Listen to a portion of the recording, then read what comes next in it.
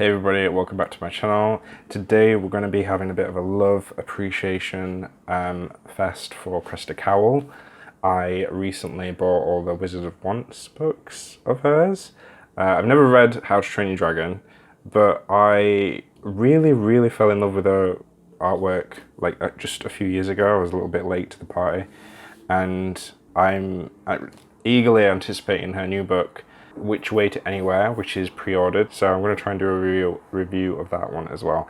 But I wanted to take a moment just to look at some of her artwork in the book and focus more on the format of the book and the design of the book than the actual story. I'll probably do a book review later.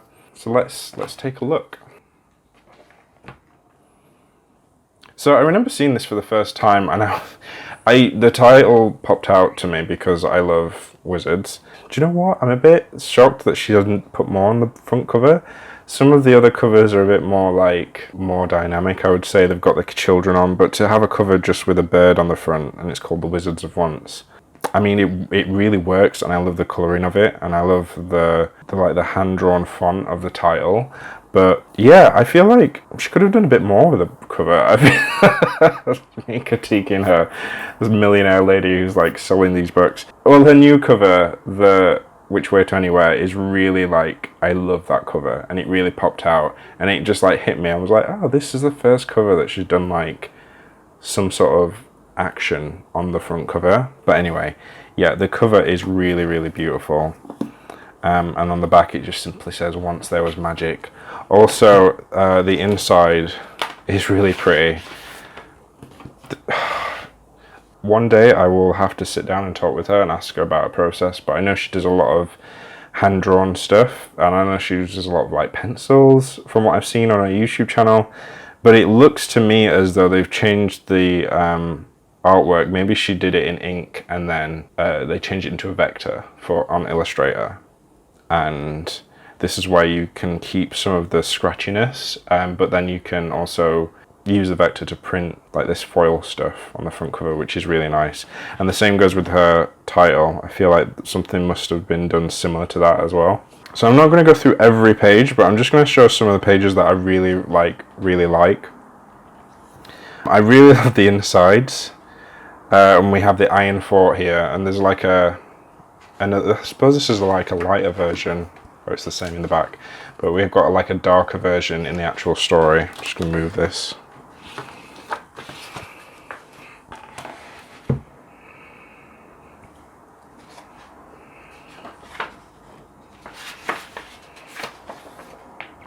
It's really bizarre going through this, because I've spoke to a few different illustrators in the past, and it felt like for a while in my career everybody was telling me that if I wanted to be a professional illustrator, I had to do digital, and that I would not get published if I was not digital, or I would not get work.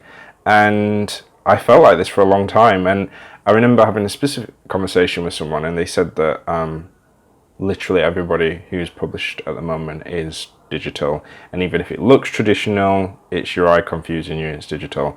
And then I did a workshop at the House of Illustration, and there was this amazing illustrator taking the course. I had a long conversation with him, and he was like, that is not the case at all.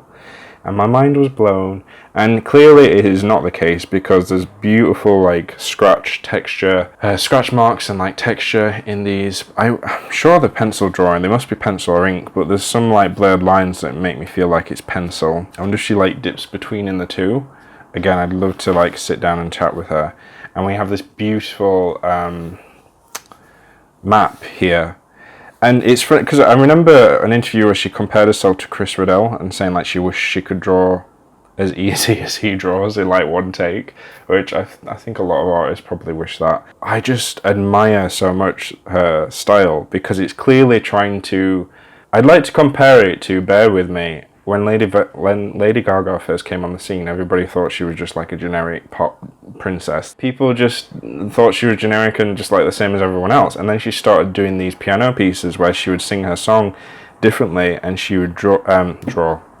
She would sing so beautifully, and then people realized oh my god, her voice is really powerful, and she's more than just a pop singer. and clearly she's had a very long career and she's doing all sorts of other things. But this like misconception of like, I feel like she deliberately dumbed herself down to make people underestimate her.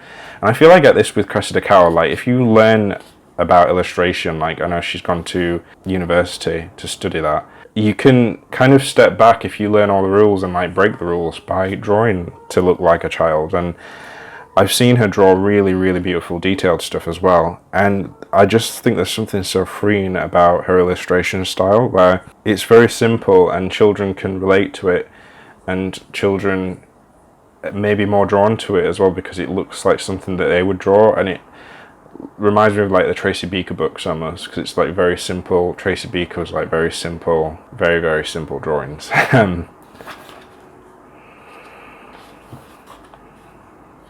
So what I love about her style is as well, and I don't know if how much of this is her or the art director or the designer of the book, is like the mix between capital letters and normal script, and then we've got like hand-drawn script as well, which looks really messy and fun, but it's all part of the text and it's all integrated into one.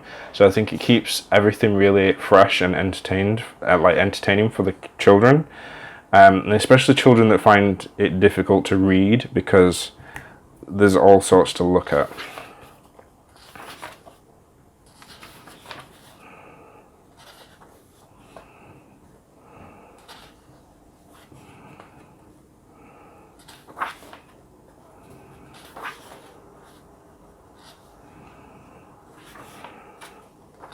I feel like when I'm looking into her books, she's broke all the rules of illustration, somehow being rewarded with it, because I feel like her characters don't really look consistent on every page, but somehow it's okay and it's fun and it's like freeing.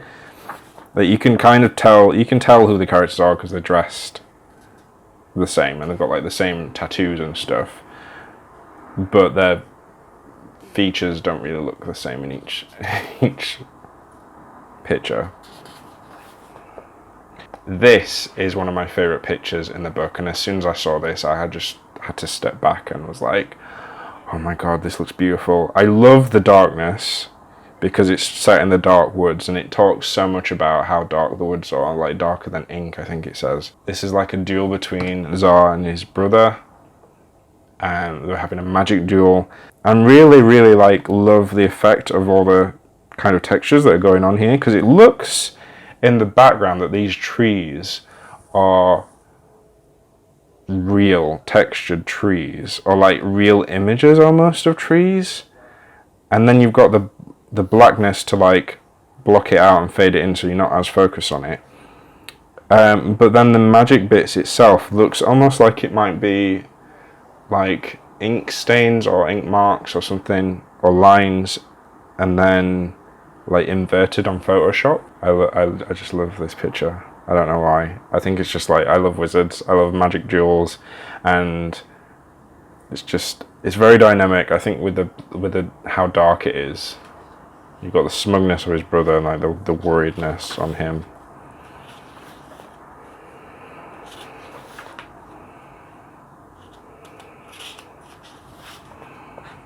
These sprites are really fun. It seems to be a theme of like little sidekicks to go around with. It'd be interesting because I know she sold the film rights to this, and I don't know if they are actually going to make a film at DreamWorks, or how far they've got with it, if they are making it.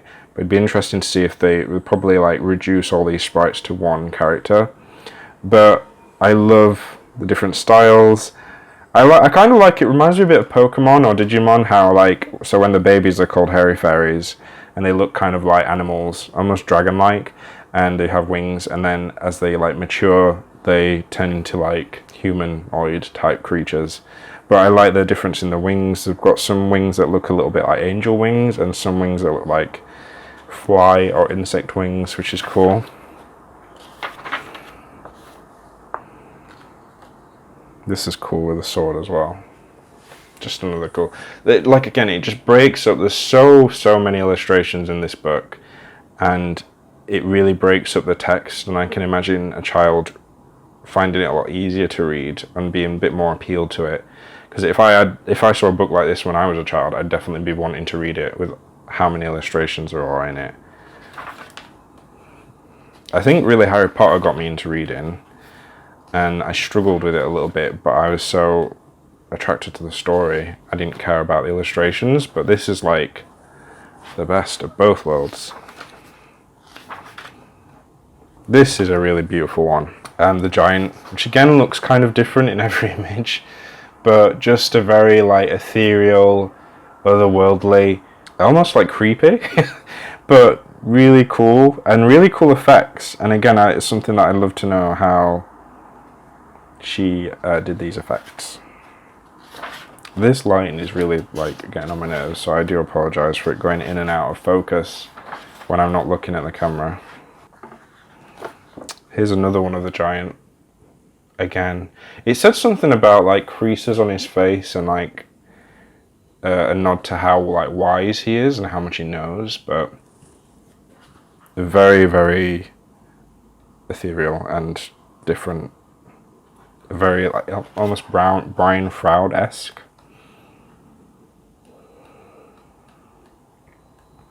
Coming up to my favourite part of the book. Oh yeah, such beautiful drawings of like these wolves in the forest, and like snowcats as well, which are very, very realistic, which again, it's like breaking the rules. You'd think she'd have to keep within the same style as like the people, which are quite cartoony and fun and scribbly, but these are very, very beautiful and realistic. And I get that sometimes with some of the dragons that she's drawn. She's drawn some very, very realistic and detailed looking dragons, and then very like simple and cartoony fun looking dragons. So my favorite concept about this book is oh, that's a cool one as well, the Wizard Fort. Again, just so many illustrations. I wonder how long it takes her to do all these. I think my favorite concept about this book is the spelling book, which when I read it for the first time, I think I read it during lockdown, my mind was blown. Right, so the original Hebrew, because that's where it comes from 3 words, and when it's translated, abracadabra means I will create as I speak. And there's so much in, like, I've read so much and I've seen so many people talk about being careful with the words that you use, how powerful words are. I do think words really, really are powerful, but I only think they're powerful how you use them to yourself and how you accept them.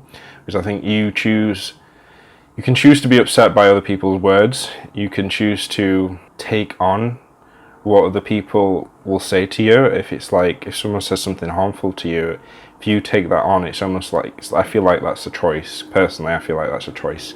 And it's hard not to do. But I'm getting very deep here. But I think this is really, really clever that all the wizards in this book have a spelling book in which it teaches them about magic.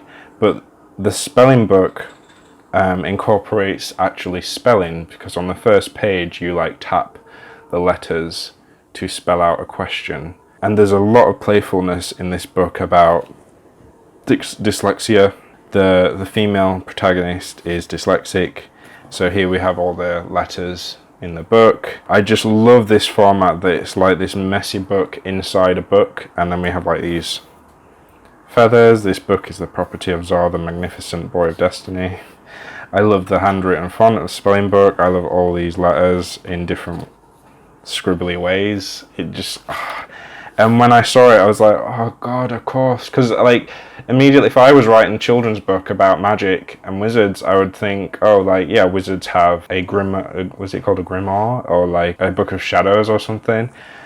But to call it a spelling book, I just think is genius. I can't even like express how much I think it's a genius idea. I think it's amazing. And I was like really taken in by it. So inside it has all these explanations of different monsters that exist in the world, how to use the book, all about words, explains sprites and creatures and witches, because witches are in this book, but not the witches that we like normally take to be witches. Witches are like these weird bird creatures. And you know what? I really, really appreciate this. I appreciated it the first time I was reading it, and I appreciate it now. So at the end of the spelling book, it says, "The spelling book thanks you for reading and would gently remind you that things generally turn out alright in the end." And I think that's an important message to tell kids. I think that's an important message to tell anyone, that in the end things will generally turn out alright. Work out, they'll be fine. You'll be fine, and I'll be fine.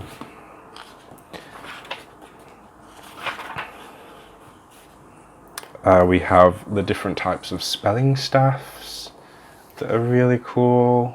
Oh, it's just so good. Another really fun page, just full of vibrance and energy. Just, yeah, I love this. When I first read it, I was like, oh, Zar's father is like the king of wizards. He's black. He's a black man with like no hair. And I was like, oh, that's really cool, and that's different, something very interesting.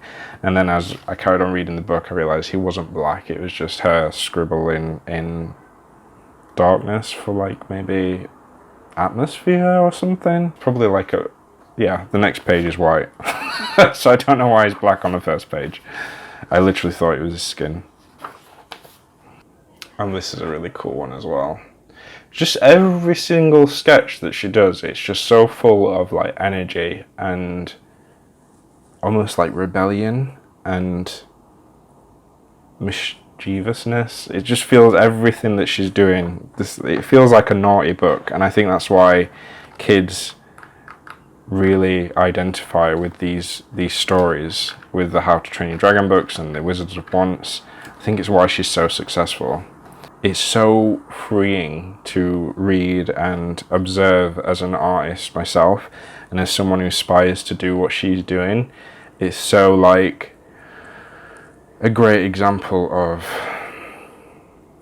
that you can make up your own rules, and I really, really appreciate that about her, and I'm so glad that she's here providing all these beautiful books, and I really can't wait to read her next book. So I'm going to leave it there, actually. I think, yes, I'm going to leave it there. So I hope you enjoyed the video. If you like it, I'm probably going to make more. I'll probably make one about her new video. I'll probably make a video about a new book.